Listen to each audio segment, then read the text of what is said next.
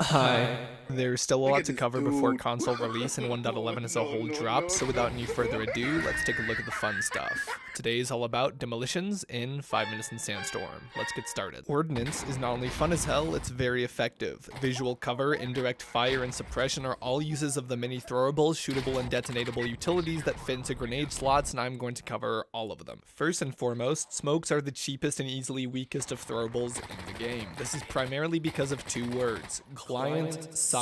This means that everyone's system individually processes the visual blockage smoke may provide rather than a unanimous match server doing so. That means that while smoke may look particularly solid to you, someone else and even an AI can see you right through it. Safest bet is to throw two or don't use it at all. In stark contrast, flashbangs are in my opinion easily the most effective and literal bang for your buck. Same price as smoke but for breachers and advisors, and with a very short fuse time allowing for rapid deployment and far more consistent and sudden visual disruption. You wait 10 seconds for the smoke, but you don't wait 2 for the flash. Lethal grenades have two variants with minimal differences. Some people cite different fuse times, but this is not true. As for damage models and explosion trajectory, it's hard to tell, but they seem to be the same there too. All you need to know is that once armed, anything within a good 10 yards isn't going to be standing after, say, 5 seconds. Molotovs have a much larger but weaker blast radius. If you don't get hit by the initial fireball when it makes contact with any surface, they're actually pretty okay to run through for minimal damage and are deterrent at best. As of 1.11, they will not one-hit max health enemies under any circumstance, making them predictably the worst of the two. Incendiary cans, while smaller in range, run off a fuse, allowing for more technical usage like bouncing off corners or into rooms, and will definitely just kill you if you get within its central area. It can also detonate before landing and still travel a significant distance in the air, meaning that if you time it right, you can literally throw a fireball at your enemy. They're also relatively ineffective to deny passage through anything but a single wide door frame and narrow hallways, so either get good at placement in the center of paths or combine it with a Molotov to make an area truly impassable. Landmines don't seem to be much different either and are there. They do kill trucks, the only thing that can trigger them if the truck drives straight into a predictably placed trap, which sticks out rather well. However, given a very similar performance to C4s and IEDs, there is potential. Many people will tell you that there is no way to remotely trigger a landmine. I call it a bullet.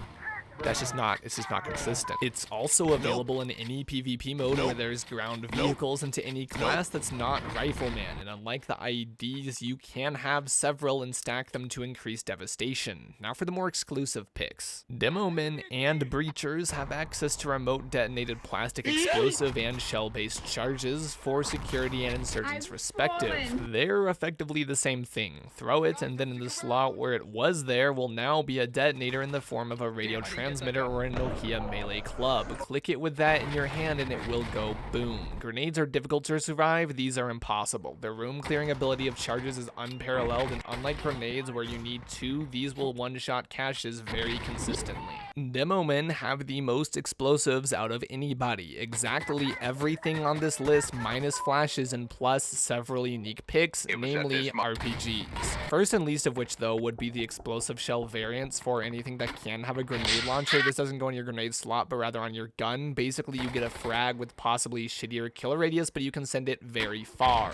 And far you should, as it has a strong tendency to kill you within anything relatively close to proximity, and also be aware that if contacted at a bad angle or too close to a surface, it will just rebound without exploding and often through your body, killing you. This makes it easily the weakest of the demolition picks, but effective if used right. The main draw, however, would be of course the RPGs. 4 in total, with 2 coming in at 3 credits and 2 coming in at 4. Each and every one feels very similar, and I assure you, while differences between trajectory, travel time, and radius exist, the real draw is simple. The AT-4 and the Panzerfaust are very good, but they can't take an extra rocket like the RPG-7 and M3 given a heavy carrier. And while that's being discussed, there are little trade-offs here and there, like the M3 MAAWS gets a scope to make ranged encounters and helicopters easier to shoot down, but the RPG-7 gets a way faster reload. Meanwhile, the Panzerfaust gets a scope for the insurgents, but it's also completely dog shit. It may be tempting to take a shot at the helicopter, but be aware that the pilots are very efficient at dodging their shit, and it's far more practical to use a sniper on the tail rotors or even an MG. If you must, though, be directly under them where they can't spot random missile, otherwise save rounds from an otherwise very difficult shot to begin with and employ them on an enemy technical in large groups of hostiles where it's easily the best solution for countering.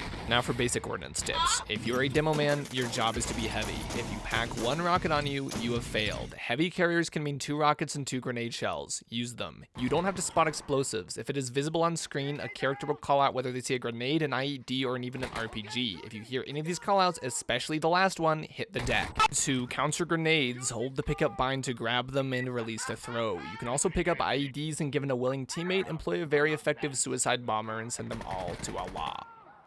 Alright, hit it! Hit it! Jimmy Turner!